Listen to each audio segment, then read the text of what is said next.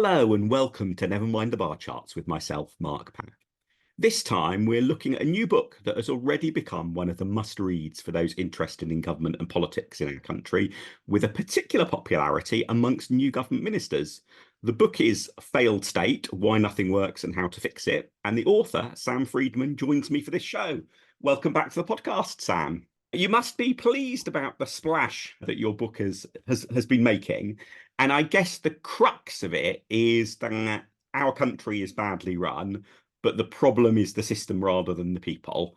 And so it's not just hooray, if you like the result of the general election, everything is now going to be great, or boo, if you disliked it, everything's going to be wrong, because it's all about the people. But rather, there are things fundamentally wrong with the system. So what is it about the system that you feel is so flawed? Okay, so there's three big themes that I talk about in the book. The first is the way in which government has become increasingly centralized. So, these are all trends that go back 30, 40 years or even longer. And I argue over that period of time have progressively got worse, leading to making the government very, very hard to run, whoever's in charge. And just so centralization is the first big theme, and that is both centralization in terms of the destruction of local government and centralization into Whitehall, but also within Whitehall, centralization from department to the Treasury and Number 10. And given the dysfunctionality of Number 10 in practice, that's often meant the Treasury running things. Mm. And as smart as some of the people in the Treasury are, if you're trying to make all the decisions for everything in the country, you don't have the bandwidth for doing that. And things get stuck and bad decisions get made. So there's a sense of centralization leaving the system really gummed up, overwhelmed, unable to cope, and the people at the top just simply being drawn into too many decisions from very small to very big and strategic and important. The second theme is then about scrutiny and how, as government has got more complicated and more centralized and has done more and more stuff, in order to sort of, one of the ways to try to cope with that is to make the executive more and more powerful and reduce scrutiny of other parts of our constitutional system. So that covers Parliament, but also the courts and the civil service as well. That section. In each of these cases, I try and show how that successive governments have tried to increase executive power. That's actually overwhelmed them even more, made it even harder for good legislation to get passed because it's not been checked properly, not been scrutinized properly. And you get sort of more failure, more poor legislation, more laws that don't work, and less willingness on behalf of all of those different parts of the system to help government be successful. And then the final section, the final big trend, is about media and the way the media cycle is sped up to being sort of pretty much continuous and immediate, and the way in which that has driven the incentives of ministers to sort of constantly pump out announcements, and the way in which it's changed the business model for media, meaning that the sort of lobby cover everything, and all they're really interested is in novelty and covering the announcements. No one ever looks at what happens after the announcement, whether any policy ever actually happens or works. And ministers aren't particularly incentivized to focus on that. They're just incentivized to keep sort of churning out these announcements. So the ultimate sort of one-line description is an incredibly centralized state with far too little scrutiny and all the wrong incentives on ministers. And then that gives you where we are at the moment. And I do say, of course, that people matter. Like, you put Liz Truss in charge of something, it's going to be worse, whatever. Whatever system you've got, you put sensible, decent people in charge, it's going to be better. But even smart people who with the right intentions are going to be very heavily constrained by a system that's this broken. And you make the case very persuasively in the book, and I think partly because you make the case so well, but also because it fits my pre-existing views, as it were. I felt like I learned a lot and you really flushed it out, but essentially the picture the book paints is one that is familiar to Liberal Democrat policy papers. So when reading it, I tried to think really hard about what might be the things that I'm just nodding in agreement with or assuming that maybe should be questioned a little bit more. And I guess the main one is that fundamentally our government and the public sector in general, not just central government, has been very short of money essentially since the big financial crash, and is really therefore the fundamental problem that there's just not been enough money to go around for a decade and a half. I mean, certainly it's contributed a lot to the problem, but I also think that the way that we run the state has made it harder to get the economy growing. as fast as it should be. So in the centralisation section, I talk a lot about the way in which our second cities, Manchester, Leeds, Sheffield, Birmingham, and so on, are much less productive than their equivalents in other countries.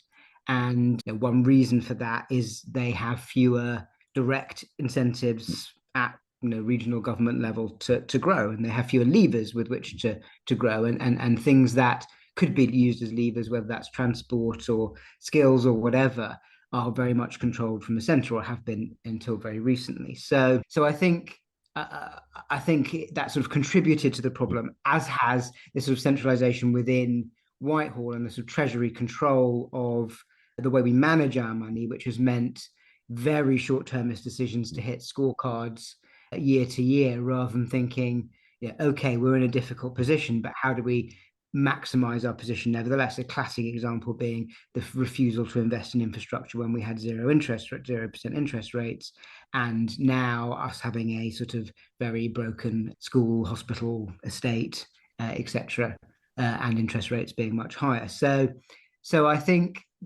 they're connected, but I also think they reinforce each other. And a lot of these problems were there before 2009, before we started to get into this real issues of the last few years with austerity and not having enough funding. A lot of the lack of scrutiny and media cycle and all of these problems were there during the Blair government and the Thatcher and Major governments as well, to some degree. So yeah, it's definitely a factor. And if we had more money, suddenly we would be in a better place. But I think they're related rather than oppositional. The other thing, I guess, that maybe counts as a big factor that has sort of changed around 2009 time was that certainly under Tony Blair, he was, from his probably second administration onwards at least, very focused on trying to improve the running of public services, and had very serious, weighty figures like Michael Barber focused on that task. And although Barber's approach to trying to drive up performance of public services was very controversial, it was also a serious attempt to crack the problem. And if you look at the sorts of figures we've had subsequently, like Steve Hilton and Dominic Cummings, I think it's fair to say neither of them are in anything like Barber's class. Yeah.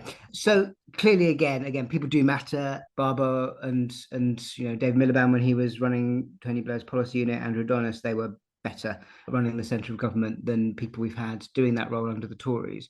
But I think even if you look at the Blair period, and when you had those really smart, talented people running it, and it ran as effectively as it has ever been run, in the last 40 years or so, it was still very, very constrained in terms of what it could actually do.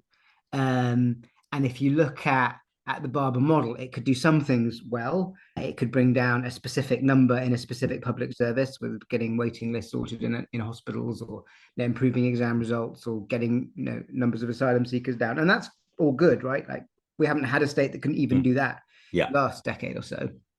But it didn't fix any of the big strategic problems. It didn't look at public health, didn't look at housing more broadly.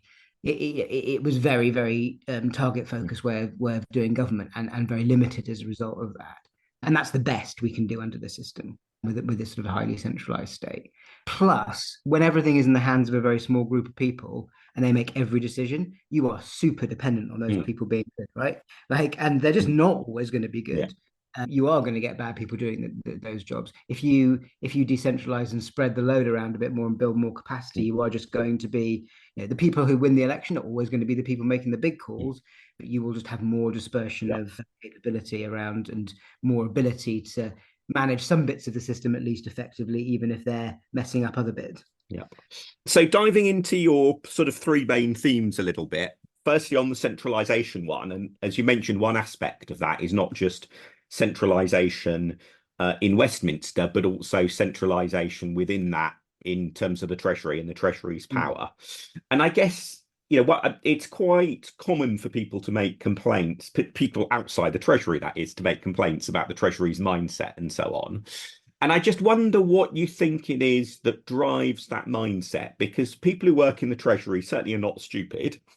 But also, one of the common complaints, which indeed you've just, touched on, and, you expand on in the book, is about that Treasury mindset being quite very short-termist, lots of short-term financial decisions being made. But certainly my experience of financially focused people outside the Treasury, so for example, in private industry, is they are often the most long-term people in the room. They're the people who are willing to think about making significant losses, year after year, because you're investing in something that's going to come good several years down the line. Being very focused on the money numbers doesn't necessarily make you short-termist. It does make some people short-termist, but it doesn't have to. So what is it that's wrong with the sort of how the Treasury approaches things that means even smart people end up with that sort of outlook that you rightly are pretty critical of in the book? Yeah, I mean, I think it's the dynamic of the way Whitehall spending decisions are made, which is that you have these sort of bilateral conversations between the Treasury and every other department, and every other department wants to spend more money, right, on lots of things all the time, and the only people who say no are the Treasury. Therefore, they see their main role in life as to say no to stuff. And coming up with reasons to say no to stuff, which they have got very good at. Now, you can, like, that's true of a lot of finance ministries around the world, and you can kind of make that dynamic work if there's a balance of power there. The problem is there's no balance of power at the moment. The Treasury ultimately make all the decisions, unless number 10, unless you have a prime minister who uses up some of their kind of personal capital to sort of step in and force the Treasury's hand on something or another. And they don't like doing that because they tend to want to, either they want to have a good relationship with their chancellor, or their relationship with their chancellor has deteriorated to the point that gets very difficult to do. So I think that's basically the problem. Like, sometimes you do need someone in government saying, no, we can't spend money on this. But if they always win, then you're never going to be having the sort of conversation about, actually, we should have spent money on that. We should have invested in that. That was the more important strategic call than meeting the Treasury scorecard number this year. And so you end up with, mad decisions like, even before HS2 was properly cancelled, they decided to leave a hole at Euston for 2 years just to manage the budget, even though that would cost more money in the end, because they wanted to hit particular numbers in particular years. Now, of course, you've also got political masters who are saying they must hit these numbers, right? If politicians said, don't do that, we're going to do fiscal rules in a different way, or we're going to have a completely different fiscal framework, the Treasury would go along with that. They're doing their job, they're doing what they're asked to do. But unfortunately, what that means when it's so lopsided, the balance of power, is you get this sort of very scorecard determined way of thinking about government. But that is, in a way, a weird reflection on our prime ministers, because if the argument is essentially the problem is there's too much power that sits with the Treasury, and the prime minister isn't sort of willing to override the Treasury often enough, to provide that counterbalance. Well, what is the prime minister doing then? And obviously the answer might be a prime minister who's very focused on foreign affairs, but we've not had that particularly in recent times. So it feels like the natural dynamic surely then would be, well, the prime minister thinks there's a huge amount that essentially the power to implement what I want to do sits in the Treasury. Therefore, I'm going to make sure that the Treasury is headed up by somebody who is not a rival to me and is sufficiently subservient that they can, I can tell them what to do at least reasonably often. And the wise prime minister will pick somebody who would push back rather more often. The unwise prime minister will pick somebody who will just always do what they say. But you would get, surely the logic leads to a very different prime minister chancellor dynamic than the one that we've had. Yeah, I mean, I think the in practice it's just politically very difficult to engineer that kind of scenario, right? And I think a good example would be Boris Johnson and Rishi Sunak. That's what Boris Johnson thought he was doing with Rishi Sunak. Thought he was getting a compliant chancellor who would broadly do what he wanted, and then Sunak wasn't like that at all, and they ended up disagreeing on lots of things. And Johnson's power weakened to the point where he couldn't overrule Sunak because he couldn't afford to have Sunak resign, and we saw what happened when Sunak did resign. So it's always, Blair Brown is another example of where you've got a tension that is politically too difficult for the prime minister to just be able to impose their will over their chancellor. Occasionally you've had that kind of relationship. I think Cameron and Osborne is the obvious example, but in that situation that was because Cameron just let Osborne do everything. So it was, you still had the Treasury in control. And I think it's partly, and I talk about this in the book, there's this disbalance between the actual functionality of number 10, which is very low, and the functionality of the Treasury, which is much more effective at doing what it does. Treasury has a lot more civil servants, they're much more focused, They have, they're shadowing. They've got 10, 12 people shadowing every department. Number 10 doesn't have anything like those kinds of resources. So they're always, in any discussion, the Prime Minister is never going to have as much information as the Chancellor on any Mm. spending. It's very difficult for them to overrule. And they're operating in a much more dysfunctional environment than the Chancellor is.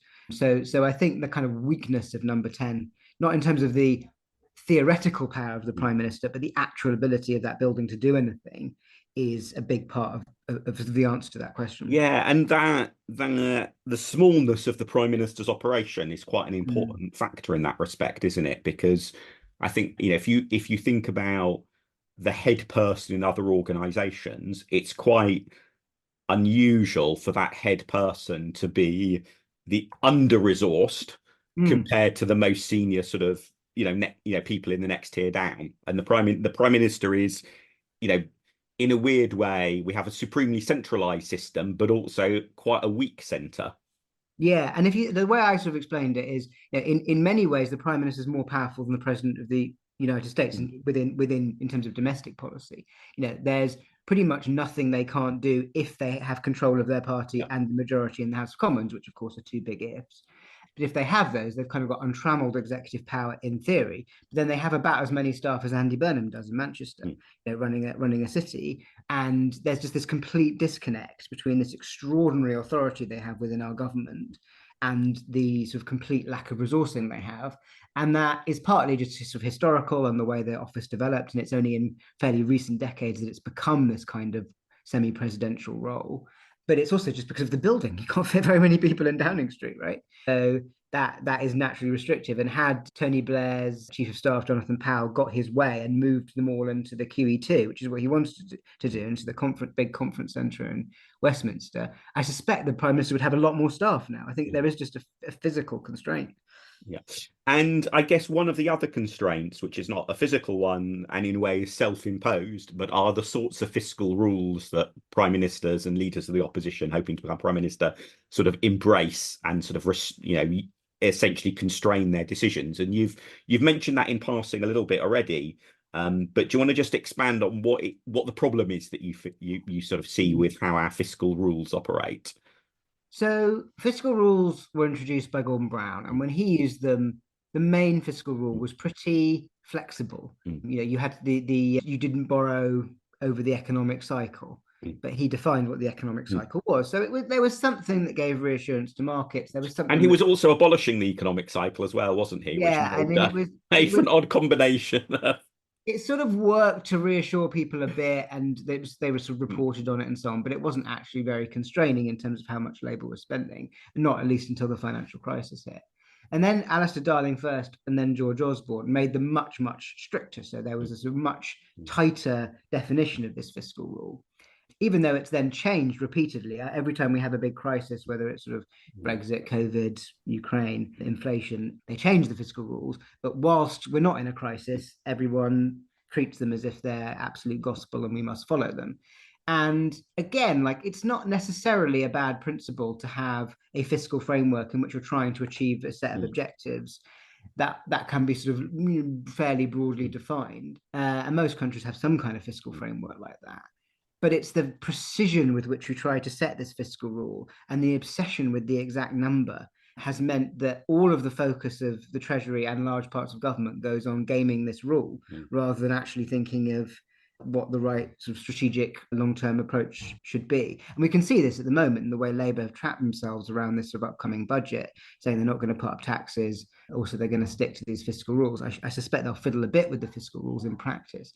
But, it's very, very obvious to anyone paying attention that we need to invest a lot in infrastructure. The markets would not mind if we invested a lot of infrastructure. They think we should be doing that. It's not going to happen because of the fiscal rule. And that is just daft. That is just bad economic policy, bad fiscal policy, bad for the long-term future of the country. So yeah, this sort of obsession with this incredibly specific and arbitrary number is I think incredibly damaging. And also part of the problem is it's not only a very specific number, but it's a massively variable number. If you look at the scale, I mean, let alone inaccuracies in forecasting of the future, if you look how much each quarter's GDP figures end up being revised and then revised again and so on. We've ended up with a system that massively focuses in on precision over something which we just cannot measure with anything like that precision. Yeah, absolutely. And if the OBR say, if the markets are predicting 4% interest rates when they do their final report for their budget later this year versus 4.5% prediction of interest rates in the medium term, that's a difference of £15 billion in the amount of room Rachel Reeves has to spend. And there's just no way we're ever going to be sort of that accurate about future forecasts. And yet it has this enormous difference on the Chancellor's ability to actually manage the economy and every department's ability to improve public services. It's just silly. Like, of course, you have to have a sensible approach to borrowing, and can't just say, we'll borrow as much as we need forever. But that is not the same as this sort of, again, this obsession with this, as you say, an arbitrary number that moves all over the place. And what would you do instead? Instead of having that, I would have a kind of much broader, essentially kind of what Canada do, which is to say that you have an objective about sort of where you want to end up in terms of the parliament, and you have a sort of assessment against that objective, but you're not having to hit an exact number at every single point along the way. You're just sort of assessing how you're doing against your objective over time. The problem is not having a measure. It's the belief that sort of the complete essentialness of hitting that measure at every single moment during your economic cycle. Yep. And I mean, within that, I guess there is, you've talked about the problem with sort of short-termism and sacrificing investment in infrastructure spending. I guess there's also often a frustration that what gets sacrificed as well is spending on things that's not infrastructure, but is still investment in a way where you sort of spend money now to either get more money in the future or save money in the future. And that might be spending more money on things like public health, help reduce future health bills, but also the classic example that opposition parties always love putting in their manifestos, mine included, is saying, well, we'll spend more money on the HMRC to improve tax compliance, and that will more than pay for itself and generate extra revenue. And whenever I've looked at this, the logic of that argument seems very robust. And so in that sense, I'm perfectly happy with the intellectual integrity of the Lib Dem manifesto saying, well, we'll spend X and it will generate more than that, and these are all the other nice things it's going to pay for. But why just every government for a long time has been very short of money? Why? I don't feel like any of the reasons you've given so far quite explain why things like that still happen. Yeah, I mean, I think it's just when you finish adding all your numbers up, and you've made all your political compromises you're willing to make, and you're left with still being a little bit of the way out. You're still having to squeeze a few billion out everywhere. Yeah. There's nothing left for even very obvious policies that would be the right thing to do, whether that's invest a bit more in public health or put some more money into HMRC. Labour did say they were going to do that in their manifesto as well. They did say they were going to put more money into HMRC and try and I think they said they would put in $1 billion to get out $5 billion, I think, with their figures. So we'll see if they do that. Yeah. But it's certainly, as you say, the intellectual argument for it seems strong. Yeah.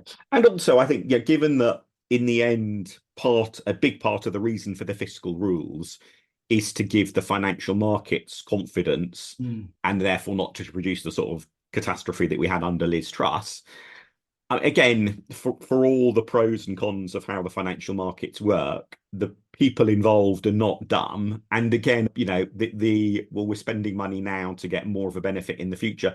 That's exactly the sort of mindset that they're used to adopting and to thinking about. There's a real misunderstanding about what happened with the Truss Kwarteng sort of blow up. It wasn't about breaking the fiscal rules. It was about doing something that was extremely inflationary at a point at which inflation was already high. That's what freaked the markets out, not the fiscal rules. They are, as you say, these are smart people. They're well aware these fiscal rules are being gamed all the time. They know the wider they know the fuel duty escalator. They know all of these tricks. They're well aware of the real situation with the public finances. The amount we have to borrow is very much based on reality, not what we say the fiscal rules are. So it doesn't really even have that benefit. It's more about winning political permission from whether it's from the media or more broadly to to do what you want. And I think, I made this argument in a recent column for Prospect magazine that, in a way, the fiscal rules have allowed the Conservatives to do something incredibly fiscally irresponsible in the last year and a half of government, where, because they gamed these rules to almost to destruction, they allowed themselves to give the appearance of having enough room to make these bigger tax cuts in national insurance, when really, if we'd been honest about the sort of underlying numbers, there wasn't the space to make those tax cuts. But the press have dutifully reported it's within their headroom, it's within the fiscal rules, so they were able to do it. So in a way, it's almost become a crutch for politicians to do bad policy rather than anything that's actually useful. Yeah. And one thing I think which brings together these issues around centralisation and short-termism, which you go into sometimes in quite amusing detail in the book, is around this almost addiction that central government has to setting up special new pots of money that other bits of the country, often local government, has to bid for. And I guess the classic example, which you mention, is Rishi Sunak setting up a central government pot of money that councils had to bid for in order to be able to get some new chessboards, not chess pieces, but only chessboards in parts. And you think, just why? Well, why is that central government making a decision at that sort of level? And B, why are you requiring people to jump through all of the hoops? But then I was thinking that, imagine by some horrible twist of fate, I was to wake up tomorrow and find myself a government minister, maybe, responsible in some way for elections and the like. It would be really, really tempting, I think, even clutching your book in hand as I walk into the ministry, it would be really tempting to set up a pot of money to pay for porter cabins. And the reason I say that is, when it comes to elections and turnout, one of the best bits of evidence we have as to what raises turnout is reduce the physical distance people have to go to vote. You bring the physical voting station closer to their home, they're more likely to vote. One of the things that hinders that is the difficulty finding venues. So clearly, the world we should be in, at least as far as I see it, is one in which the government, the councils, the returning officers hire a lot more porter cabins on election polling days to have more polling stations closer to people vote, drives up turnout, much more effective than all the sorts of starry-eyed internet and digital stuff that catches ministers' attentions every now and again. How do you make that happen? Well, of course, I would then stick your book in the bin and think, well, I just need to set up a little pot of money and a pilot that councils can bid to have some extra porter cabins. And I can just see how the desire to do good and the constraints you're under would result in me basically trashing all of the stuff that I've just thought I've learned from your book. So how do we change that sort of incentive structure? Because although I've egotistically used myself as an example, I've seen at least one photo on social media, which hopefully you've seen as well, of a new Labour minister clutching your book and saying what essential read it is. And I do wonder how well they will actually do under the pressures of not because they're a Labour minister, but anyone will do under the pressures of office.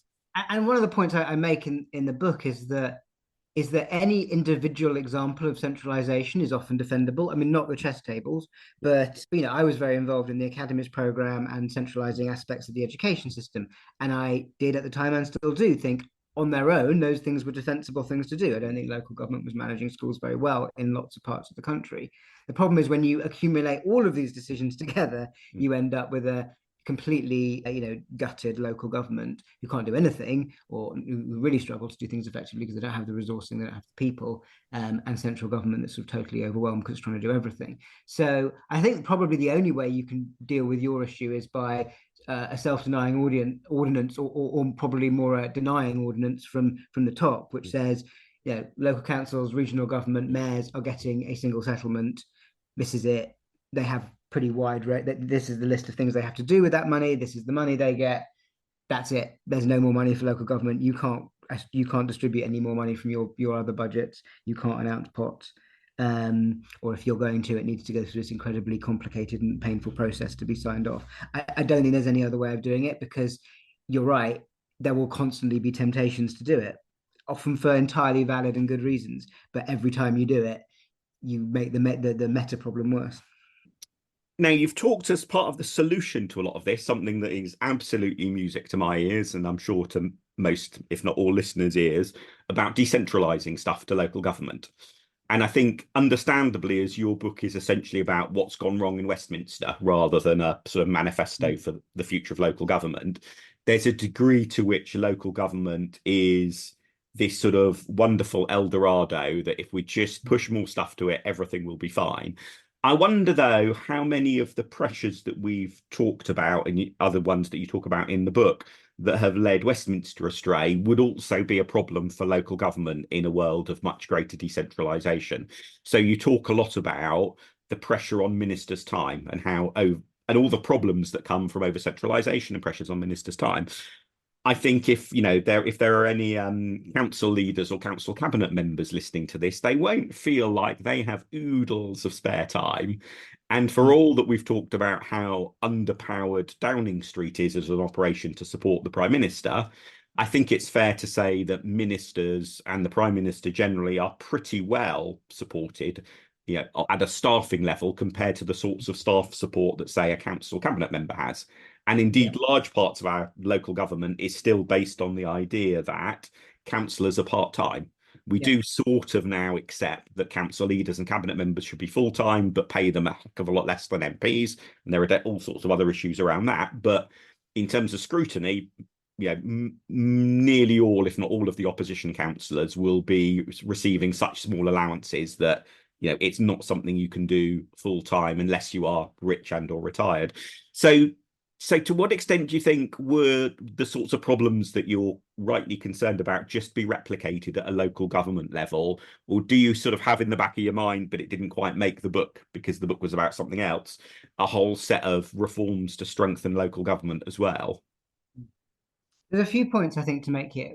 First, that I try in the book, just though I am very pro decentralization, I try to be honest about the difficulties of that and the fact that local government isn't in a particularly strong place at the moment, precisely because we've been gutting it for 40 years and is low capacity, and you couldn't just sort of suddenly throw loads of stuff at it without building it up fairly carefully. I also argue that a lot of new activity or sort of activity that would be decentralized should go to mayors, at least when it comes to sort of urban areas, because it makes sense to me that you'd have decisions over a lot of public services being made at that sort of slightly higher level.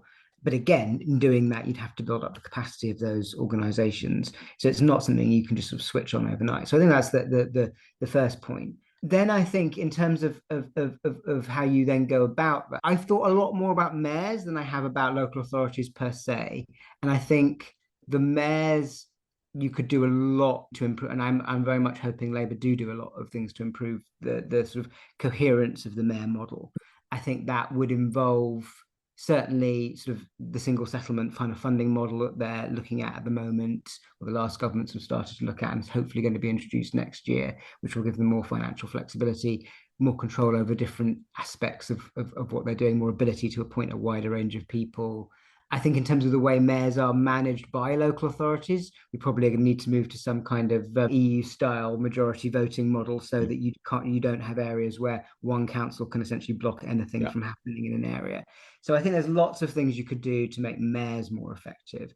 When it comes to local government, local authorities, I think there are questions about, as you say, about the role of councillors and how you support and fund councillors, depending on exactly what it is that you're asking them to do. There's also sort of questions about, and I'm sure this is where you and me and many of your listeners will diverge, about sort of simplification of layers at local government level, and the fact that you have areas with parish, district, county councils. There's a lot of people, and it is quite messy and complicated. And I know a lot of those people are Liberal Democrats.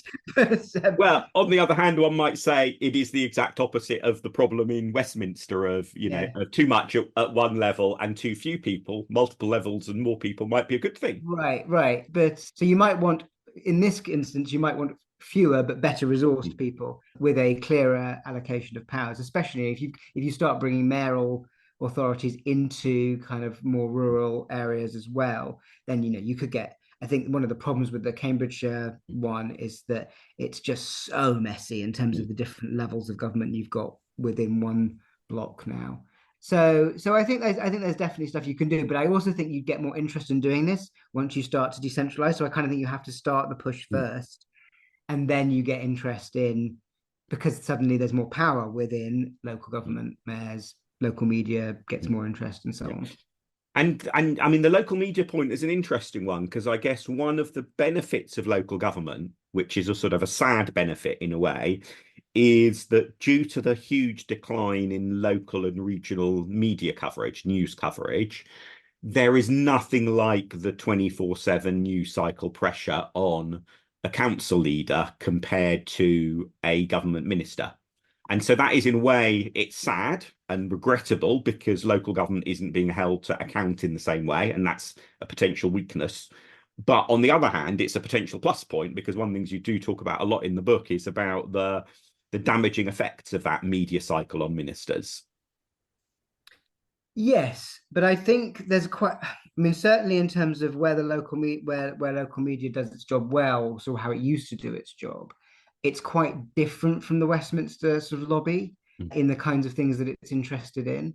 And thinking about sort of the new wave of local media organizations like the Mill in Mm. Manchester, and their sort of sister on these are all online newsletters, but their sister online newsletters in Liverpool and Sheffield. Now, that kind of reporting Mm. is proper investigative analysis of what a local administration is doing, rather than the kind Mm. of very kind of novelty driven, announcement driven kind of stuff that you get at national level. And I think it's easier to do that kind of journalism at local level Mm. because it's more directly connected to people's lives in the area. Whereas writing an article about national policy on transport or so on feels a bit distant for most people. So I would hope that if we can redevelop local Mm. media, which has absolutely shrunk to a tiny proportion of what it used to be, over the next few years, it would develop in a way that's more constructive than the Westminster media model. Yeah. And what is the problem with the Westminster media model? I could give lots of answers, but you'll give a more Well, interesting answer than me, I'm sure. So what's there's lots of problems, but I think like one of the big ones I talk about is the way in which, as newspapers have cut their costs, as far fewer people pay for newspapers these days. What they've done is get rid of a lot of their specialists, their policy specialists, and they have continued to invest in lobby journalists, who are generalists and are very novelty driven. And that means that when you get a policy story, it is always reported as a row between different people within government, or between different parties, or between different interest groups. Or sort of or what it tells you about process, or what it tells you about who's up or who's down in Westminster, because that's what the lobby are interested in, and that's what they know. They can't write a proper detailed analysis of an education policy or a health policy, because they don't understand it. So it's always, this is good news for Minister X because it means the Prime Minister is much more interested in them now.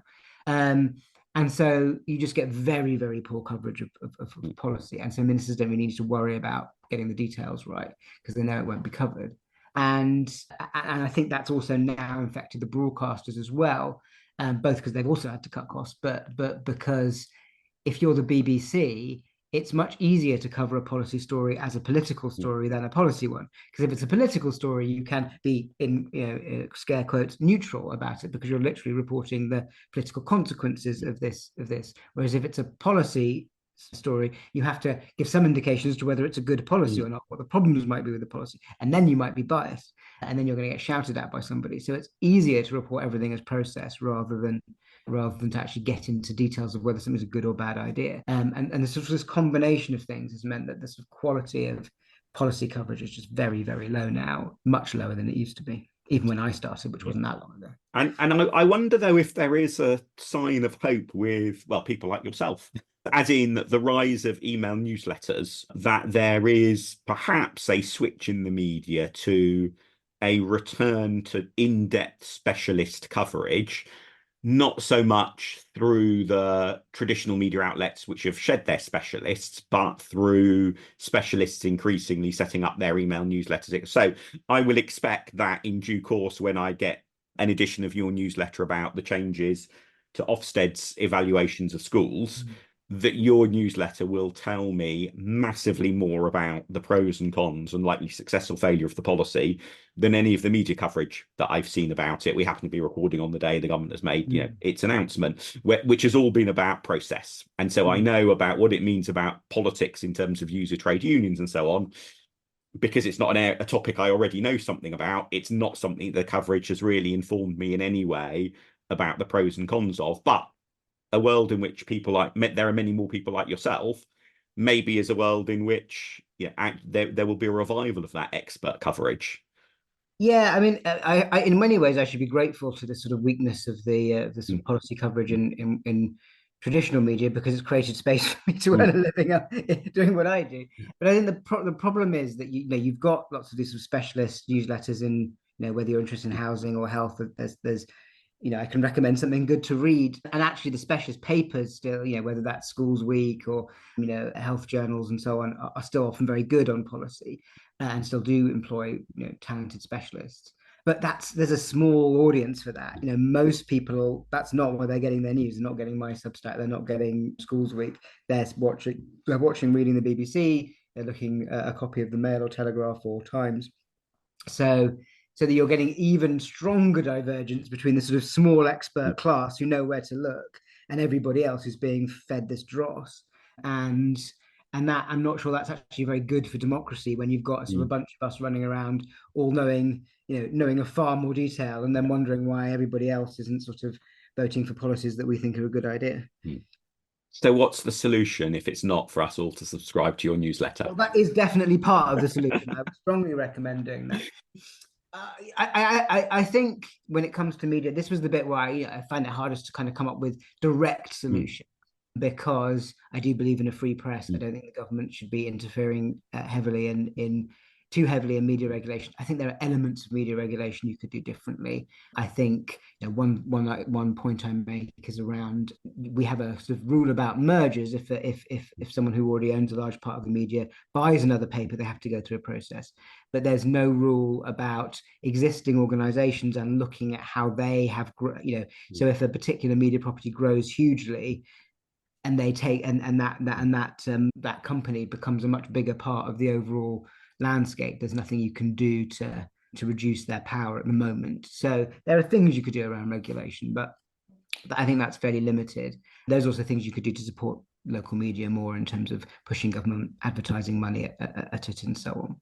But really, I think it's fixing the other problems help you with your media cycle. Like, the reason that we've got governments who are so obsessed with the sort of announcement culture is because we're so centralized, and because there's so little scrutiny. If they didn't have the ability to announce a million things a week, and when they did announce something, it was properly scrutinized in Parliament, I think it would be a lot less attractive to use that approach to media management.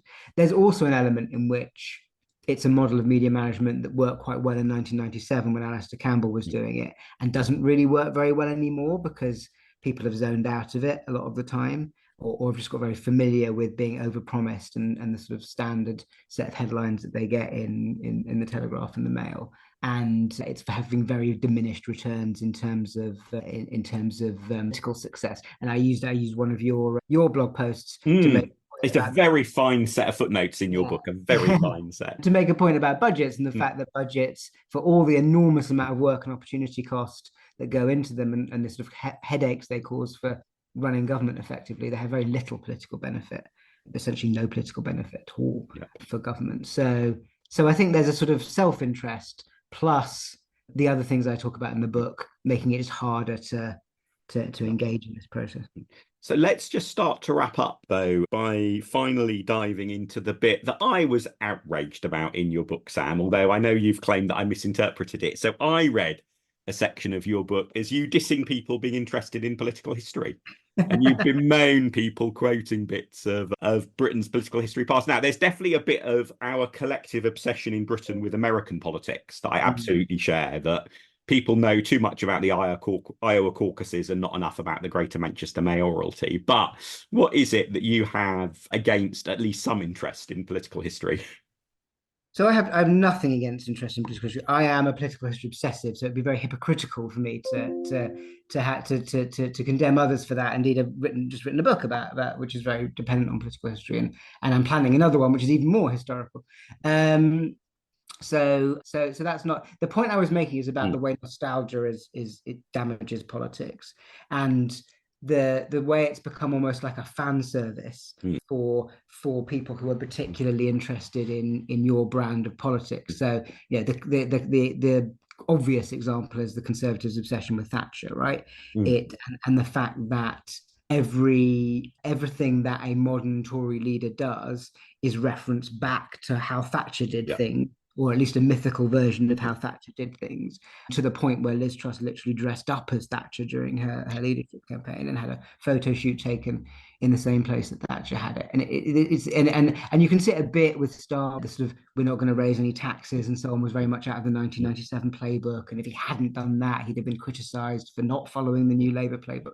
It's this sort of constant pulling back to the past, and that is partly because we have this sort of flattening of culture where everything is available to us all the time, and all of this sort of former cultural references are just much more readily available to us. And it sort of deadens political culture. It's much harder to find a way forward when you're constantly obsessing about the past. That doesn't mean you shouldn't be interested in the past, but it should be with an understanding that it was at a different time and in a different context, and constantly harking back to it is going to be counterproductive. Yeah. Or indeed that you just need to double down and make even more political reference and know even more about political history. Because I think one of the problems is how narrow the base of reference is. And actually, I fell foul of this a bit as well in the run up to the election. One of the common things for people to talk about was, would this election be like 1997 or 1992? And as a bit of shorthand, it was actually quite useful shorthand. But certainly if you look at things like the overall pattern of vote swings and to what extent was it uniform versus proportional swing, there's a whole batch of things in which the answer is actually it was 1945. Yes. And not very much not 1945 in terms of my own party, very much not 1945. But if you talk about the Labour Tory picture, it was 1945. Not. And certainly with the advantage of hindsight, I sort of think, well, some of those, say, polling pieces that I wrote, the problem, I think, wasn't that I was doing 92 versus 97.